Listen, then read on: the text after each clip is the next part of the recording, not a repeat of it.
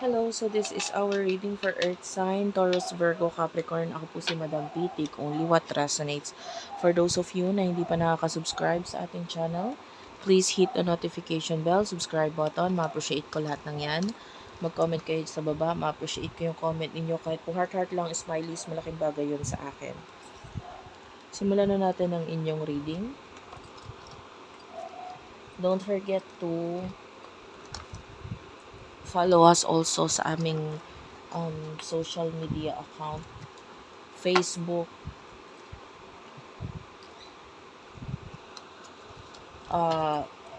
Madam P. Ano mo na lang, i-search mo na lang Madam P, or wag niyo ma-search kasi maraming possible na lumabas. Pwede mong i-search yung hashtag Madam PTV. Okay. Wait lang guys.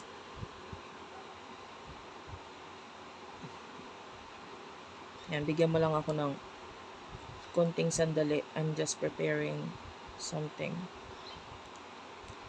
Okay, so let's start.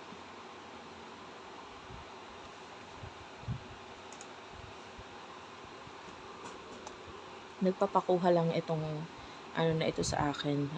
Anong tawag dito? Crystal. This is rose quartz crystals. I'm gonna use the energy or um the energy of this stone, of this crystal. Gagamitin ko siya for this reading.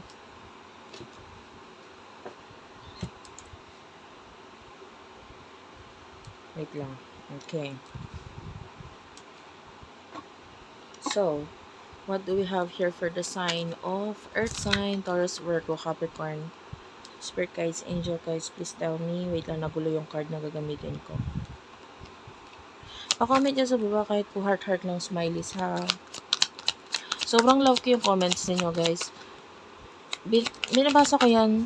Hindi lang ako pala like, hindi lang ako pala pala comment or pala reply. Sa mga hindi nakakaalam, I do have a problem sa pagta-type. Kaya hindi ko ginagawa. Kaya hindi ako pala ganun. Pala reply. And ano siya, kasi I do have triggered finger may time nag-i-stuck itong aking daliri na ito. Ito. Ayan. Medyo ma-oily yung kamay ko. Kasi medyo may oily itong rose quartz Medyo may oil siya. Ginamit ko siya pang nung nakaraan. Anong tawag dito? Pang massage sa akin. So, I really do love to do that. Ginagamit ko talaga yung mga crystal ko para ibalik yung mga nawala na energy sa akin. Kasi ganun po yun pag nagkakaroon ng spiritual healing, eto katulad nito, nagkakaroon tayo ng pag-uusap na ganito, na although hindi ko naman kayo kaharap, pero yung energy ninyo nakukuha ko. So there are times talaga na I have to heal myself, protect myself, kasi yung energy ko naman pinawawala, and yun yung tulong ng mga crystal sa akin. Okay, so anyway, the High Priestess and the Queen of Wands.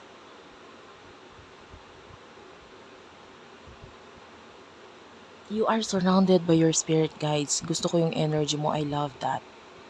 Especially pag halimbawa nararamdaman mo yung presensya nila. Yung tipong parang mag-isa ka lang pero parang may kasama ka. And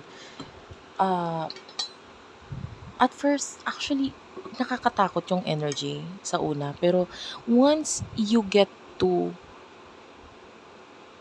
feel their energy mo na most of the time, lagi mo nang mafe-feel, masasanay ka na eh. Diba? I mean, ganun ako dati. Honestly, nung nagsisimula pa lang ako na i-explore yung aking spiritual side, I do get a lot of feeling na natatakot ako, no? And I know it's not supposed to be like that. Hindi dapat ako matakot. But nakakatakot talaga. Sino ba naman hindi, 'di ba? And For those of you na hindi nakakaalam, bago ako magkaroon ng ganitong experience na ma-open yung aking yung aking path or yung aking purpose na ganito, naka-experience din ako like nasapian ako whatsoever, ganito ganyan. So talagang yung pinagdaanan ko sa usaping spiritual, ayan, nag-iindap-indap yung aking ilaw. Ayan. So yung aking experience sa usaping spiritual is hindi naging biro, no? And that's why talagang normal na natakot ako ng time na yun. But then, nung in-embrace ko na yung aking path na eto na I'm doing spiritual stuff na, nasanay na lang din ako sa mga experiences and dun sa mga nakikita ko, nararamdaman ko. Nasanay na lang din ako and yun na, gift na yun eh. And so, like my advice or my guide sa'yo is to embrace, accept kung ano yung mga feelings na nararamdaman mo. Bigyan lang kita ng konting kaalaman para malaman mo if you're on the right path or kung yung guide ba or yung nakabantay ba sa'yo is good or bad. You would feel that, okay? So, you would feel good, of course, yung energy ng mga nararamdaman natin na spirits, or they could be good or they could be bad. Dalawa lang naman yan. You would know if they're good if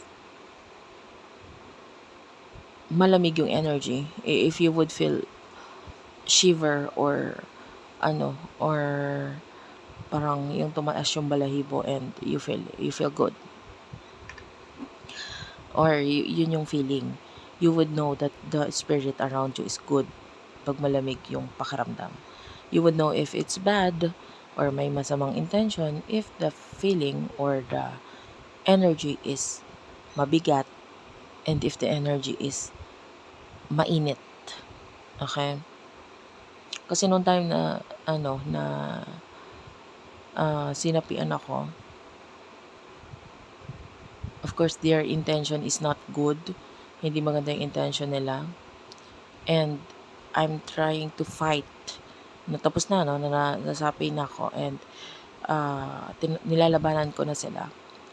Yung feeling is that the entities, by the way, that time is inside our home. So yung pagpapasok ko ng bahay, they're trying to push me away. Kasi nga nilalabanan ko na eh. Diba? Like gagawa ko ng actions na para paalisin sila doon. They're trying to push me. Papasok pa lang ako ng main door, parang na ako na babagsak na ako kasi ang bigat ng pakiramdam. They don't want me there. Okay? So, that's the part of the story. I will make another video na may kinalaman doon. Maybe pag nagkaroon ako ng time. And i-upload ko na lang yan dun. Might be sa aming TikTok or sa YouTube. Sa tawag dito? Sa Facebook. Kaya i-follow mo ko dun. Kasi dito, more on tarot readings lang talaga yung ginagawa ko. And sa mga channels dito sa YouTube na iba. Anyway, shinare ko kasi I'm feeling like you are also a spiritual person. Spiritual kang tao. And the way I see this, someone is guiding you right now. Huwag ka matakot. Nandyan siya, ginagabayan ka. You are protected. This spirit guide is protecting you. Magiging guide mo nga siya eh. Tingnan mo tong picture na to. It's a woman and there's this owl. Which ito para lumalabas sa an animal guide, diba? Spirit guides.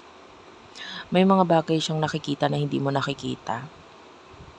Okay? So if this person or if this spirit guides is giving you um signs, you have to listen. Makinig ka. Okay, person na connect mo.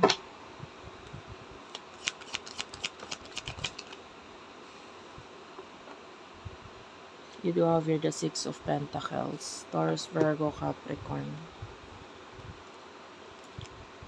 Five of Pentacles and the Chariot. Okay. I'm seeing a person.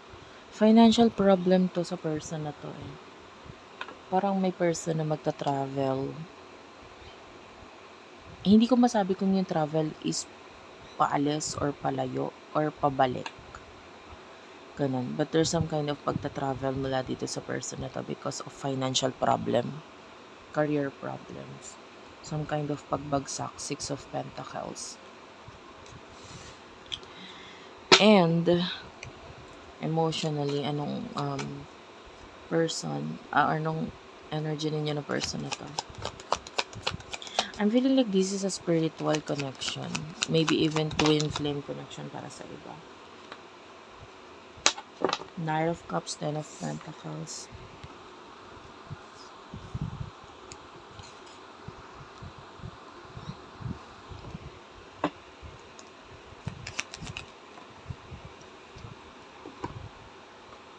The Devil is here. Knight of Pentacles is also here.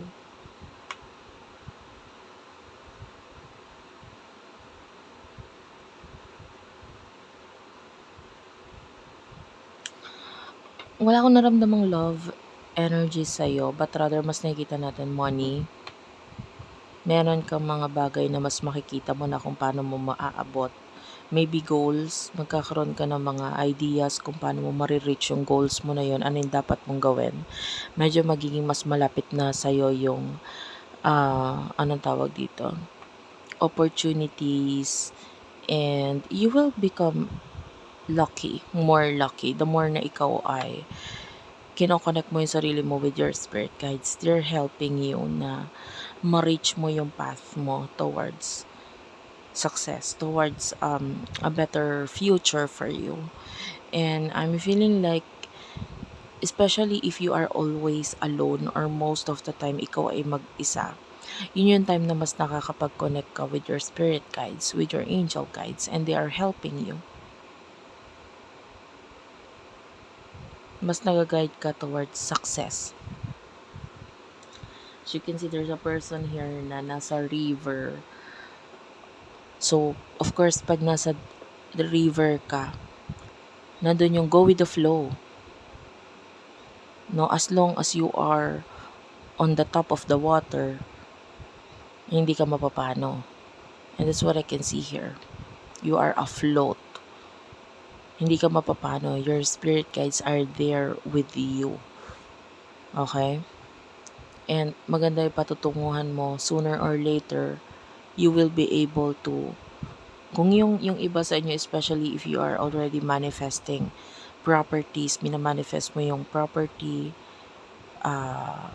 business, alin man to something na very, anong tawag dito, ano siya, material na bagay na minamanifest mo. If you are that, this is your reading, malapit mo na makuha yung gusto mo. The Devil and the Knight of Pentacles, Taurus, Virgo, Capricorn, Energy, Major Arcana, the Devil.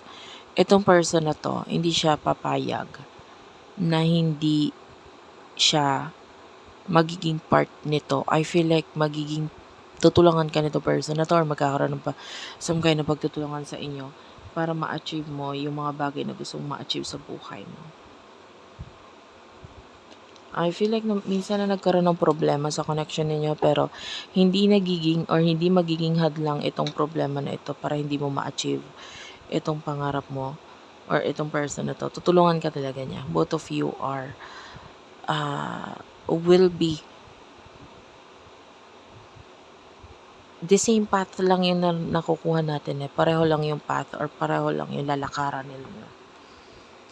Pareho lang ang patutunguhan nitong connection na to. The Five of Cups is here. The Wheel of Fortune. Lalo na kung minsan ka na niyang sinaktan or minsan ka na nalungkot sa connection ninyo, minsan ka na nag-move on. Like itong person na to will help you na lalo na rin kung feeling mo wala siyang pakialam sa'yo. Seven of Wands is here. Ayan. Pareho lang naman kayo. Like, pareho lang kayo nagpapataasan ng ego. But with the Five of Cups, nandun pa rin naman yung concern ninyo sa isa't isa. May mga bagay siyang ibibigay sa'yo na makakatulong sa'yo for your future. For example, ideas. Diba? Every time na magkakaroon ng communication or connection sa inyo, may mga natututunan ka or may mga nalalaman ka na magiging dahilan para mas maabot mo yung success sa buhay mo. Okay, so yun. That's it for now. Thank you for watching, guys. I love you all and bye-bye.